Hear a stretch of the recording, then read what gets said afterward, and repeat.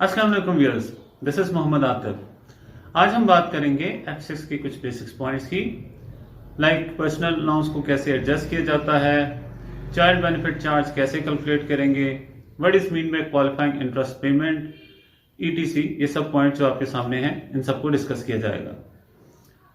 तो स्टार्ट करते हैं सबसे पहले पर्सनल अलाउंस के हवाले से। यूके टैक्स सिस्टम के तहत हर इंडिविजुअल को 12,500 की amount as personal allowance available है। यह अमाउंट उसकी टैक्सेबल इनकम को रिड्यूस कर देती है। बट अगर आपकी एडजस्टेड नेट इनकम 1 लाख या उससे लेस है, तब ये 12,500 का पर्सनल अलाउंस फुली अवेलेबल है। और अगर आपकी एडजस्टेड नेट इनकम 1 लाख से ग्रेटर हो जाएगी तो आपका पर्सनल अलाउंस एडजस्ट करना पड़ेगा and it may become to zero also. तो हम कैसे इसकी कैलकुलेशन करते हैं, कैसे इसकी एडजस्टमेंट करते हैं? ये एडजस्टमेंट करने से पहले हमने ये कंसिडर करना है कि what is mean bye adjusted net income. Adjusted net income आप कैलकुलेट कर सकते हैं कि अगर आप नेट इनकम में से ग्रॉस पर्सनल पेंशन कंट्रीब्यूशन और gross gift aid donation subtract कर दें। Gross pension contribution, personal pension contribution और ग्रॉस गिफ्ट एड डोनेशन अगर सबट्रैक्ट कर दिया जाए नेट इनकम में से, you will get the amount of adjusted net income. Now how we will adjust the personal allowance. Step wise approach के तहत step 1 में हम ये कैलकुलेट करेंगे कि हमारी एडजस्टेड नेट इनकम 1 लाख से कितनी ग्रेटर है।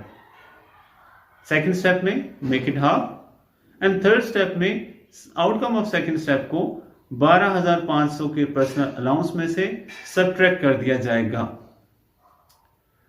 फॉर एग्जांपल, अगर आपके पास एडजस्टेड नेट इनकम 1,10,000 है तो अकॉर्डिंग टू फर्स्ट स्टेप आपने ये फाइंड आउट करना है कि कितनी एडजस्टेड नेट इनकम 1 लाख से ग्रेटर है, दैट इज 10,000। सेकेंड स्टेप के मुताबिक मेक इट हाफ, इसे हाफ कर देंगे, आ जाएगी 5,000 और ये 5,000 आपके पर्सनल अलाउंस की अमाउंट 12,500 में से सबट्रैक्ट कर दिया जाएगा। You will get the figure of 7,500. That is your adjusted personal allowance. It means कि अगर आपकी adjusted net income 1,10,000 है तो personal allowance आपके पास अवेलेबल है, it will be 7,500. What if कि अगर आपकी adjusted net income 1,25,000 हो, again step wise approach। First step के मुताबिक हम ये कैलकुलेट करेंगे कि हमारी इनकम का कितना portion in excess of 1 lakh है, दैट इज 25,000।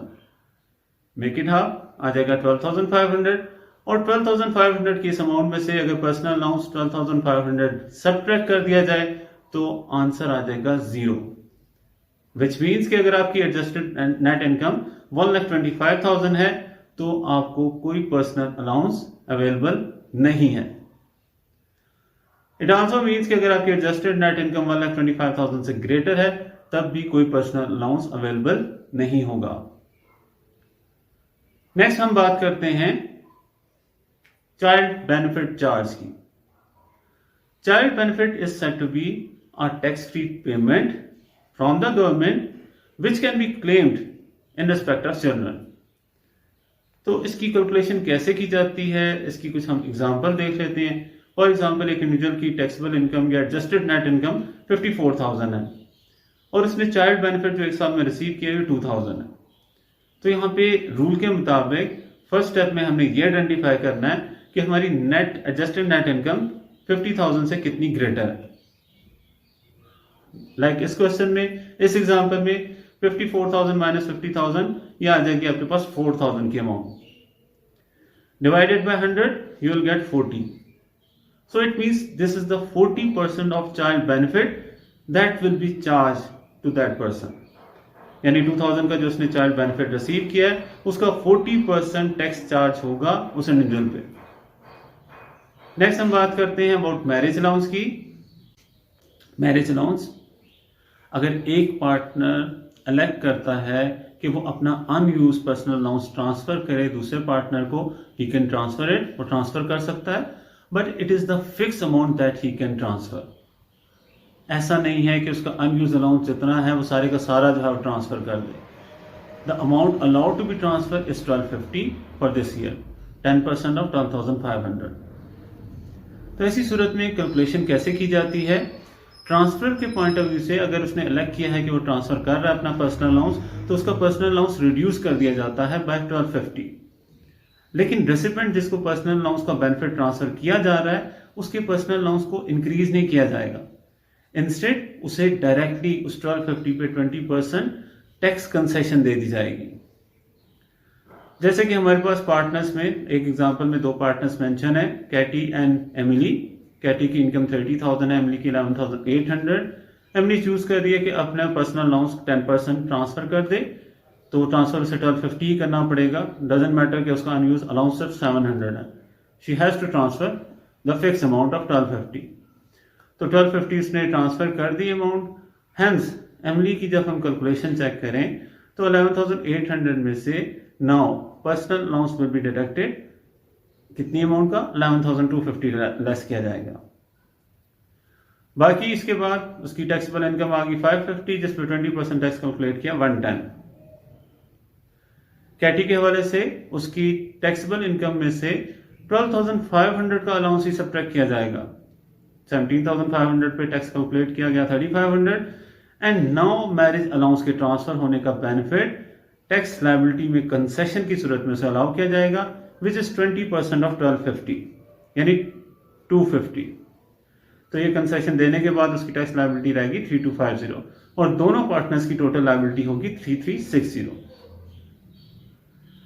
व्हाट इफ कि अगर एमिली ये चूज ना करती कि उसने ट्रांसफर करना है अपना पर्सनल अलाउंस, तो ऐसी सूरत में एमिली की सारी इनकम एग्जाम्प्ट हो जाती है पर्सनल अलाउंस की वजह से, और कैटी को अपनी टोटल अमाउंट पे 3500 टैक्स पे करना पड़ता। यानी अगर ये चूज ना करते ट्रांसफर करना मैरिज अलाउंस, तो दे हैव टू पे इन टोटल 3500 एज टैक्स। तो आपसे ये क्वेश्चन इस तरह भी पूछा जा सकता है कि ट्रांसफर करने का क्या बेनिफिट हो रहा है, क्या सेविंग हो रही है, या ना ट्रांसफर करने की सूरत में, मैरिज अलाउंस ना ट्रांसफर करने की सूरत में क्या सेविंग सैक्रिफाई की जा रही है। अब अगली बात करते हैं क्वालिफाइंग इंटरेस्ट पेमेंट की।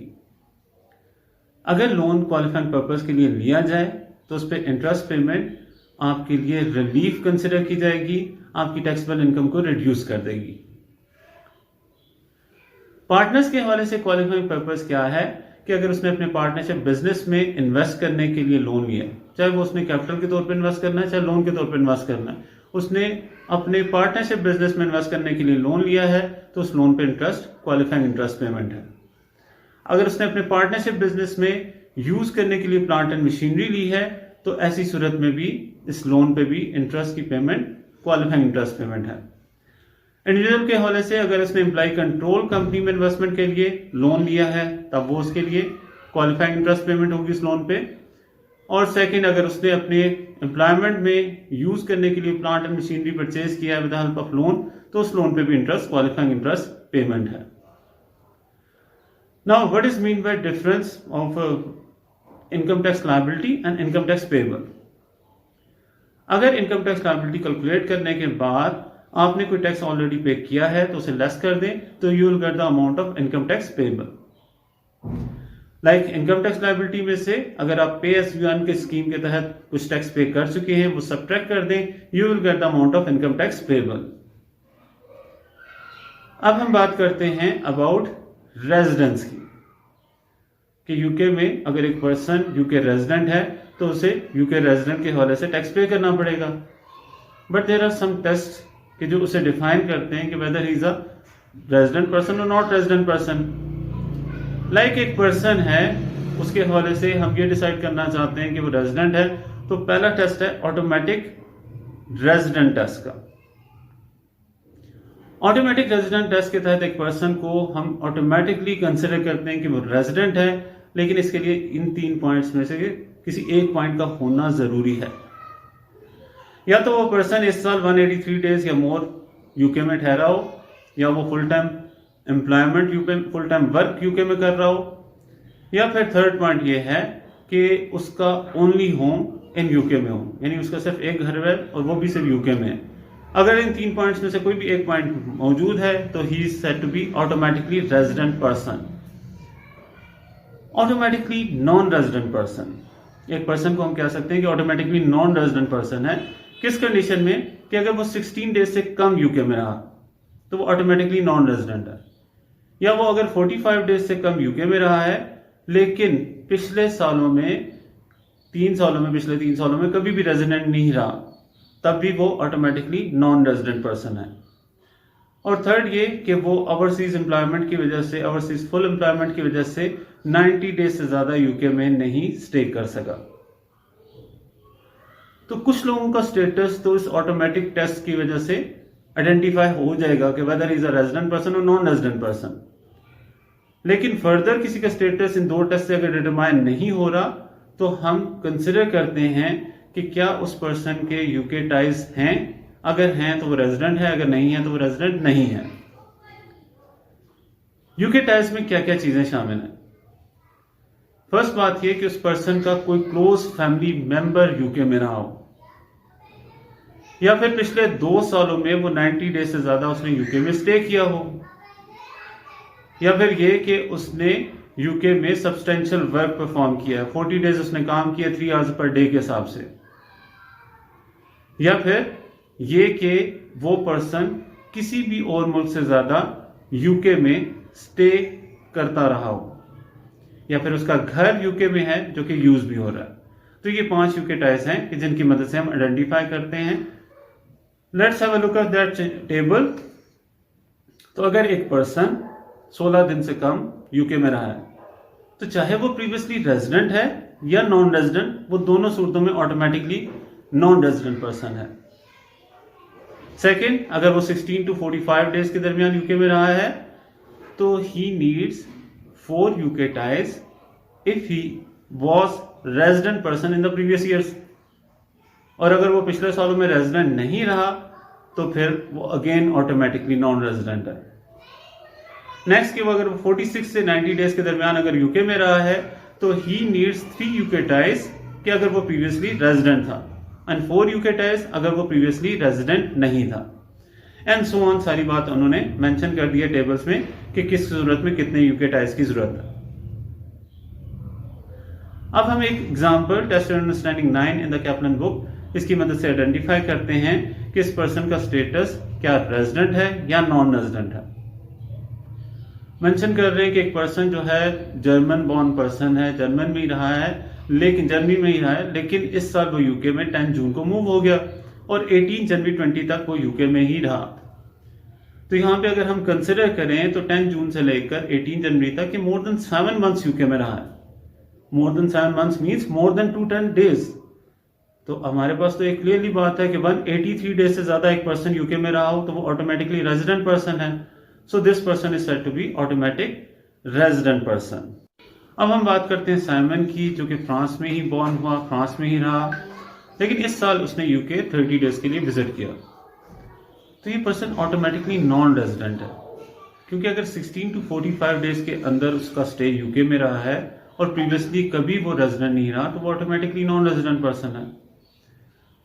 थर्ड हम बात करते हैं फ्रेड की, जो कि पिछले सालों में 300 डेज या मोर यूके में रहा है। इस साल उसने 5 अप्रैल को जॉब छोड़ दी और 18 मई तक वो यूके में रहा। 18 मई को वो वर्ल्ड टूर पे चला गया। पहले 35 डेज उसने पुर्तगाल में गुजारे और बाकी किसी भी साल के अरसे में वो इससे ज्यादा दिन किसी एक मुल्क में नहीं रहा। इस दौरान उसका राब्ता अपनी फैमिली से रहा जो उसके घर में यूके में रहते हैं। तो यहाँ पे ये पर्सन जो है इस साल 43 डेज ऑलमोस्ट यूके में रहा है, तो ही नीड्स 4 यूके टाइज, लेकिन वो पिछले सालों में रेजिडेंट रहा है, ये 1 यूके टाई हो गया। उसके क्लोज फैमिली मेंबर यूके में है, दूसरा यूके टाई हो गया। उसका घर यूके में है, तीसरा यूके टाई हो गया। और चौथी बात ये कि उसने किसी भी मुल्क से ज्यादा टाइम यूके में गुजारा, ये उसका 4th यूके टाई हो गया। नेक्स्ट की बात है ओलिगा के हवाले से, जिसने 6 अप्रैल को एक कॉटेज खरीदा। इस साल उसने 80 डेज यूके में गुजारे, अपने बेटे के पास भी उसने 2 हफ्ते गुजारे। तो बिकॉज वो पिछले सालों में रेजिडेंट नहीं रही तो that is why she need 4 UK ties, but she has only 2 UK ties available, कि उसका सिर्फ बेटा इधर है एंड सेकंड बात ये कि उसका घर यूके में है। तो फिर ये इस सूरत में रेजिडेंट पर्सन नहीं कंसिडर की जाएगी। Now we will talk about saving income, और सेविंग इनकम के हवाले से रूल क्या है। सेविंग इनकम की मेन टाइप्स आपके सामने मेंशन है। इस साल के दौरान जितनी भी सेविंग इनकम रिसीव की है उस पर टैक्स लगाया जाता है। सेविंग इनकम पे टैक्स बेस करते हैं आपके 2 सेट्स ऑफ रूल पे। फर्स्ट सेट ऑफ रूल को नाम दिया जाता है स्टार्टिंग रेट, और ये रूल बेस करता है नॉन सेविंग इनकम पे। अगर एक पर्सन की नॉन सेविंग इनकम 0 है तो ऐसी सूरत में first 5,000 of his saving income will be tax at 0%। अब लेट्स फॉर एग्जांपल, अगर उस पर्सन की नॉन सेविंग इनकम अगर 1500 होती तो फिर उसकी कितनी इनकम, सेविंग इनकम जो है वो 0% पे टैक्स की जाती। तो 5,000 माइनस 1500, 3,500 की उसकी सेविंग इनकम 0% के रेट के हिसाब से टैक्स की जाती। और अगर उस पर्सन की नॉन सेविंग इनकम 5,000 या उससे ज्यादा हो जाए तो फिर सेविंग इनकम के हवाले से कोई भी अमाउंट 0% पे टैक्स नहीं की जाएगी in accordance with starting rate. Second set of rule base करता है टोटल इनकम पे, कि अगर एक पर्सन की total income basic rate band पे लाई करती है, मतलब 37,500 या उससे कम है, तो उसे फर्दर 1,000 की सेविंग इनकम पे 0% के रेट के हिसाब से टैक्स लगाया जाएगा। फर्दर मतलब कि उसे स्टार्टिंग रेट के हिसाब से अगर कोई टैक्स कंसेशन मिल रही है तो वो तो मिलेगी। ये फर्दर कंसेशन है जो कि बेस करती है टोटल इनकम पे। और अगर एक पर्सन की टोटल इनकम लाई करती है हायर रेट बैंड पे, तो ऐसी सूरत में उसकी फर्दर 500 की सेविंग इनकम 0% के रेट के हिसाब से टैक्स की जाएगी। And if his total income is lies on additional rate, तो फिर ऐसी सूरत में कोई सेविंग इनकम पे कंसेशन नहीं होगी। एग्जाम्पल के मुताबिक हम देखते हैं कि एक पर्सन की एम्प्लॉयमेंट इनकम 11,000 है और उसने बैंक इंटरेस्ट रिसीव किया 3,000। यहां पे ये बात याद रखनी है कि पर्सनल अलाउंस जो एडजस्ट किया जाएगा, जो डिडक्ट किया जाएगा, वो प्रायोरिटी वाइज सबसे पहले नॉन सेविंग इनकम, फिर सेविंग इनकम और फिर डिविडेंड इनकम से सब्ट्रैक्ट किया जाएगा। यहां पे इस पर्सन की नॉन सेविंग इनकम 11,000 है तो पर्सनल अलाउंस 11,000 उसमें से सब्ट्रैक्ट करेंगे, बाकी का 1,500 का जो पर्सनल अलाउंस है वो सब्ट्रैक्ट किया जाएगा बैंक इंटरेस्ट में से। अब इस पर्सन की नॉन सेविंग इनकम तो 0 होगी, और स्टार्टिंग रेट के मुताबिक अगर एक पर्सन की नॉन सेविंग इनकम 0 है तो उसकी फर्स्ट 5,000 की सेविंग इनकम 0% के रेट के हिसाब से टैक्स की जाएगी। तो इसकी तो सेविंग इनकम सिर्फ 1,500 बनती है तो वो 0% के रेट के हिसाब से टैक्स की जाएगी। अब हम कंसिडर करते हैं second part of the example कि अगर उसकी एम्प्लॉयमेंट इनकम 15,200 है तो ऐसी सूरत में 12,500 का पर्सनल अलाउंस एडजस्ट किया जाएगा, सब्ट्रैक्ट किया जाएगा उसकी नॉन सेविंग इनकम से, और उसकी नॉन सेविंग इनकम रह जाएगी 2,700 और टोटल इनकम 5,700। तो पहले हम बात करते हैं स्टार्टिंग रेट की कि अगर non saving income less than 5,000 है तो कितनी सेविंग इनकम पे 0% के रेट के हिसाब से टैक्स चार्ज किया जाएगा। तो दैट इज 5,000 माइनस 2,700, 2,300। 2,300 की इनकम पे 0% के रेट के हिसाब से टैक्स चार्ज किया जाएगा। और उसकी टोटल इनकम चूंकि 5,700 है, उस 5,700 पे भी चूंकि बेसिक रेट बैंड पे लाया करता है, फर्दर सेविंग इनकम का 1,000 का पोर्शन 0% के रेट के हिसाब से टैक्स किया जाएगा। तो यहां पे तो उसकी फर्दर इनकम सिर्फ 700 ही रह जाती है, तो वो भी 0% पे ही टैक्स होगी। Now the third part of the example which shows that कि एम्प्लॉयमेंट इनकम उसकी 29,000 है, 29,000 में से 12,500 पर्सनल अलाउंस सब्ट्रैक्ट कर दें तो अलाउंस नॉन सेविंग इनकम रह जाती है 16,500। As it is greater than 5,000 तो कोई स्टार्टिंग रेट के मुताबिक सेविंग इनकम पे कंसेशन नहीं दी जाएगी, क्योंकि स्टार्टिंग रेट के मुताबिक नॉन सेविंग इनकम अगर 5,000 या उससे लेस हो तो तब सेविंग इनकम पे कंसेशन दी जाती है। सेकेंड हमारे पास रूल का सेट है कि वो कह रहा है कि टोटल इनकम किस रेट बैंड पे लाया करती है। टोटल इनकम इसकी आ जाती है 16,500 की नॉन सेविंग इनकम और 3,000 की सेविंग इनकम 19,500 जो कि बेसिक रेट बैंड पे लाया करती है। तो further 1,000 of saving income will be tax at 0%। तो पहले हम कैलकुलेट करेंगे tax on non saving income 16,500 का 20%, देन फिर first 1,000 of saving income will be tax at 0% क्योंकि total income basic rate band पे लाया करती है। एंड देन फिर हम कंसिडर करेंगे कि फर्दर 2000 पे 20% टैक्स चार्ज कर दिया जाएगा। Now we will consider the difference between occupational pension scheme and personal pension scheme. Occupational pension scheme is a scheme established by the employer for the benefit of employee. Employee के benefit के लिए establish की जाती है, जबकि personal pension scheme individual खुद भी establish कर सकता है, उसका एम्प्लॉयर स्टैब्लिश कर सकता है, कोई थर्ड पार्टी चिल्ड्रन भी इवन अपने लिए स्टैब्लिश कर सकते हैं पर्सनल पेंशन स्कीम। अब नेक्स्ट थिंग के कंट्रीब्यूशन जो है पर्सनल पेंशन स्कीम में भी इंडिविजुअल खुद भी कर सकता है, तो कोई भी थर्ड पार्टी इसके बिहाफ पे कर सकती है कंट्रीब्यूशन। ट्रीटमेंट का फर्क ये है कि नो डाउट अमाउंट जो आपके पास टैक्स की कंसेशन की आती है वो एक जैसी आएगी, लेकिन मेथड ऑफ कैलकुलेटिंग डिफरेंट है। यानी अगर आप कंट्रीब्यूशन कर रहे हैं ऑक्यूपेशनल पेंशन स्कीम में तो टैक्स रिलीफ एक डिफरेंट वे में कैलकुलेट किया जाएगा, और अगर वो कंट्रीब्यूशन पर्सनल पेंशन स्कीम में है तो टैक्स रिलीफ डिफरेंट वे में कैलकुलेट किया जाएगा। पर्सनल पेंशन कंट्रीब्यूशन के हवाले से जितनी भी अमाउंट कंट्रीब्यूशन की इंडिविजुअल ने की है उस अमाउंट को ग्रॉस अप करेंगे, और वो gross up amount basic rate band में एक्सटेंड कर दी जाएगी, ऐड कर दी जाएगी, ताकि उसकी जो बेसिक रेट 20% की कंसेशन है, कैलकुलेशन है टैक्स की, वो ज्यादा अमाउंट पे की जाए। फॉर एग्जांपल एक पर्सन ने 8000 की अमाउंट पर्सनल पेंशन कंट्रीब्यूशन में पे की है, हम इस 8000 को पहले ग्रॉस अप करेंगे, ये आ जाएगा 10,000। 10,000 की ये अमाउंट बेसिक रेट बैंड 37,500 में भी ऐड कर दी जाएगी, और हायर रेट बैंड 1,50,000 में भी ऐड कर दी जाएगी, विच मीन्स अब उस इंडिविजुअल की 47,500 तक की इनकम बेसिक रेट पे टैक्स की जाएगी, और 1,60,000 तक की income from 47 to 1,60,000 higher rate band 40% पे टैक्स किया जाएगा। फॉर एग्जाम्पल अगर एक पर्सन ने कंट्रीब्यूशन की है 40,000 की, कंट्रीब्यूशन पेड नहीं सिर्फ कंट्रीब्यूशन की है 40,000 की, इट मीन्स ये ग्रॉस अमाउंट है, तो इस ग्रॉस अमाउंट को 37,500 में ऐड कर देंगे, 77,500 का अब उसका एक्सटेंडिंग बेसिक रेट बैंड हो गया।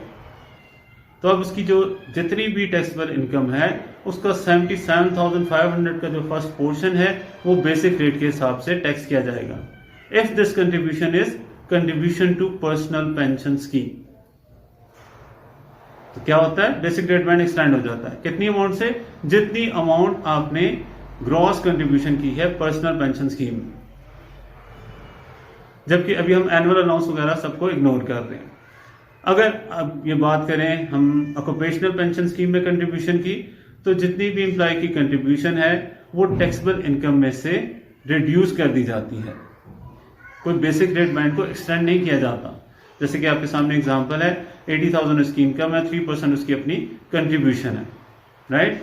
तो हम क्या करेंगे, इस 80,000 में से 3% कंट्रीब्यूशन 2400 लेस कर देंगे, एंड देन उसके बाद पर्सनल अलाउंस सब्ट्रैक्ट किया जाएगा, और remaining amount normal rate band के हिसाब से टैक्स की जाएगी। तो ऑक्यूपेशनल में टैक्स बेनिफिट ऐसे प्रोवाइड किया जाता है। सीक्वेंस भी याद रखना है आपने कि पहले आपने कंट्रीब्यूशन जो ऑक्यूपेशनल पेंशन स्कीम में की है वो लेस करेंगे, एंड देन पर्सनल अलाउंस।